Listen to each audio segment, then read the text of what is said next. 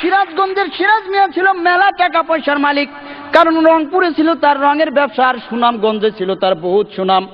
এই মিয়া চিন্তা করছিল তার মাইয়াটারে জাকজমক করে বিয়া দিব, যেমন মাগুরা জেলা থেকে মাগুর মাছ, সাতক্ষীরা জেলা থেকে 7 মণ দুধ আইনা, কুড়িগ্রাম জেলা থেকে 20টা খাসি, গাইবান্ধা জেলা থেকে কমসে কম 1 ডজন গাই কিনা, বরিশাল থেকে বড়ি নাড়ু বানাইয়া, লালমনিরহাট জেলা থেকে লাল রঙের বেনারসি কিনা, খুলনার বাগের হাটের বাগের মতো একটা পোলার লগে তার মাইয়ার বিয়া দিবে।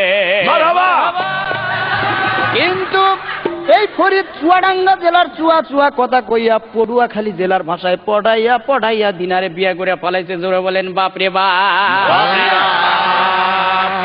বিয়ের পর দিনা একদিন বলছে, আচ্ছা আজকে আমার শরীরটা না খুব খারাপ, একদম ভালো লাগছে না। ফরিদ বলছে, আচ্ছা আমি তো ভেবেছিলাম যে আজকে একটু রেস্টুরেন্টে খেতে যাব। আরে না, আমি এমনি ইয়ার্কি করছিলাম, আমি সব ঠিকঠাক আছে। ও আচ্ছা, আমি একটু ইয়ার্কি করছিলাম আর কি। চলো ওঠো, রুটি বানাও। এদিকে মাইয়ার কপালে সুখ নাই, সিরাজ মিয়া পাবনায় গিয়া পড়লো ভাব নাই, নোয়াখালী আইসা চিন্তা করে খালি খালি কান্দে লাভ নাই, যাই ভোলা জেলায় গিয়া মনের দুঃখটা ভোলা যায় কিনা। ভোলা যাওয়ার পথে মাঝখানে বরিশালের ঝালুগাড়িতে এসে মনের ঝালটা আরো বেশি বাইরে গেছে। জোরে বলেন হায় রে হায়।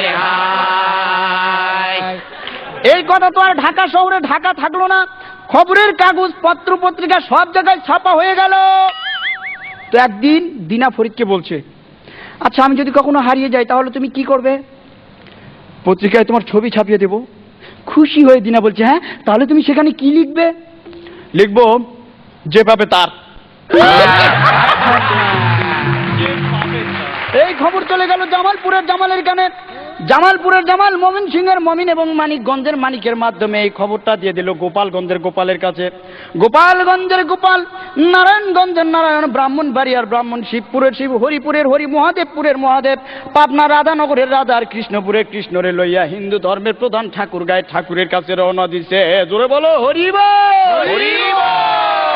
এই কয়জন হিন্দু মিল্লা কুমিল্লা জেলার 14 গ্রাম থানা থেকে আরো 14 জন হিন্দু সংগ্রহ করে একটা কমিটি গঠন করে বলে ঘটনাটা সবার মাঝে জানায় দাও। এই ঘটনা চলে গেল গাজীপুরের গাজী সাহেবের কাছে। তিনি বললেন, আমি এখন ব্যস্ত আছি, আপনারা টাঙ্গাইলের মির্জাপুরের মির্জা সাহেবের কাছে যান।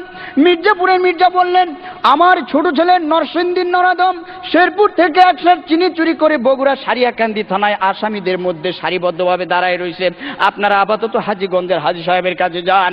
হাজীগঞ্জের হাজী সাহেব বললেন, ফরিদ আর দিনা যে বিয়েটা করছে এটা শরীয়তপুরের শরীয়ত মোতাবেক ঠিক আছে কিনা? যদি ঠিক না থাকে তাহলে মেহেরপুর থেকে মেহের আলীরে ডাইকা পাঠাও। কারে ডাইকা পাঠাবে? মেহের আলী। এর খাগড়াছড়িতে পাঠাই দাও। সেখান থেকে কমসে কম 5 থেকে 6টা ছড়ি আইনা ফরিদ নামের পোলাটারে সিলেট জেলার শায়েস্তাগঞ্জ নিয়ে ভালো করে শায়েস্তা করে নিয়ে আসো। জোরে বলেন বাবা বাবা।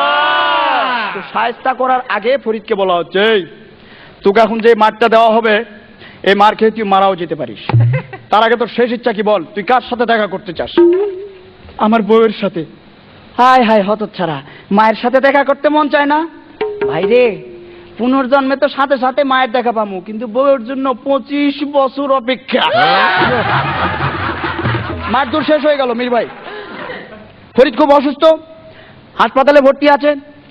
অপারেশনের বেডে দিনাকে বলছে, আমার যদি কিছু হয়ে যায় তাহলে তুমি ডাক্তারবাবুকে বিয়ে করে নিও। ও মা, এই সময় এসব কি কথা বলছো তুমি? হ্যাঁ, ও বেটা আমায় মেরে দিবার, আমি ওকে ছেড়ে দেব?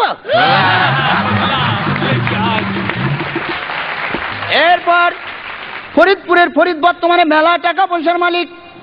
নীলপামারি থেকে নীল রঙের একটা সুতি পাঞ্জাবি কিনা জয়পুরহাটের জয় নামের বান্ধবীর সাথে নিয়ে সৈয়দপুরের সৈয়দ আলীর মোড়ে চা খাইতে আসছে। এই জায়গায় চা খাওয়ার পরে আমার ধামইর হাটে আসলো সাংসারিক জিনিসপত্র কিনতে, ধামা কেনার জন্য। সেইখানে যখন ফরিদের সাথে আমার দেখা হলো, আমি প্রশ্ন করলাম, ফরিদ কি খবর? তাৎক্ষণিকভাবে ফরিদ